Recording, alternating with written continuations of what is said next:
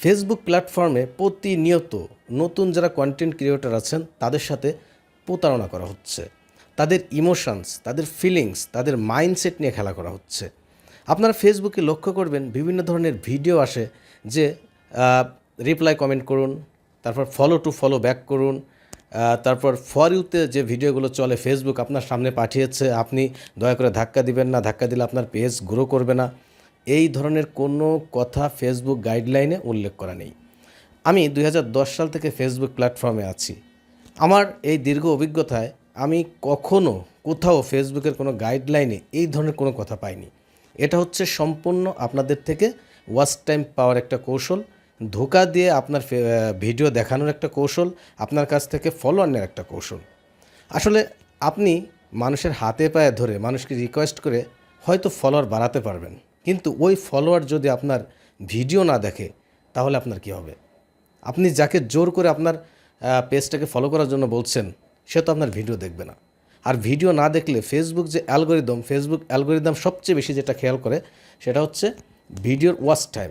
আপনার video public কত minute দেখছে বা কত সেকেন্ড দেখছে। আপনার ভিডিও যদি 1 মিনিটের হয়, পাবলিক যদি 50 থেকে 55 সেকেন্ড দেখে, তাহলে ফেসবুক বুঝতে পারে যে এই ভিডিওটা কোয়ালিটি সম্পূর্ণ।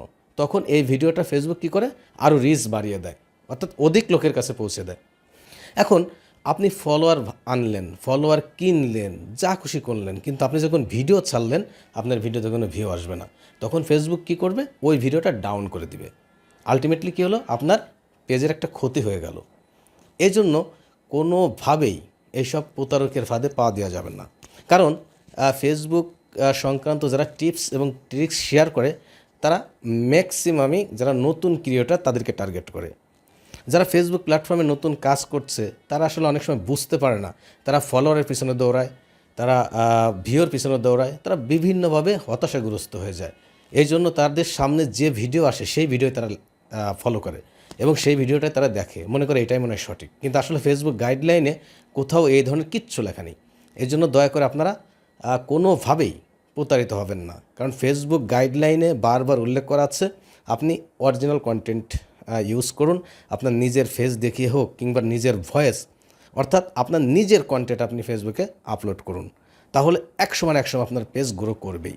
এবং আরেকটা ব্যাপার হচ্ছে কনসিস্টেন্সি ধরে রাখবেন, অর্থাৎ নিয়মিত কাজ করবেন। আজকে 7টা ভিডিও আপলোড করলাম অথবা আগামীকাল 5টা ভিডিও আপলোড করলাম, 10 দিন আমার খবর নেই, তাহলে কিন্তু কাজ হবে না।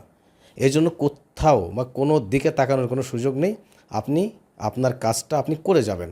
আপনার কারো ভিডিও দেখা লাগবে না, আপনার কোথাও কোনো কমেন্ট করা লাগবে না।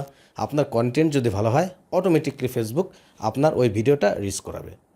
ফেসবুক সংক্রান্ত যে কোনো টিপস এবং ট্রিক্স পাওয়ার জন্য, ফেসবুক সংক্রান্ত যে কোনো আপডেট পাওয়ার জন্য চ্যানেলটি আপনারা চাইলে সাবস্ক্রাইব করতে পারেন এবং ফেসবুক থেকে দেখলে অবশ্যই ফলো করতে পারেন।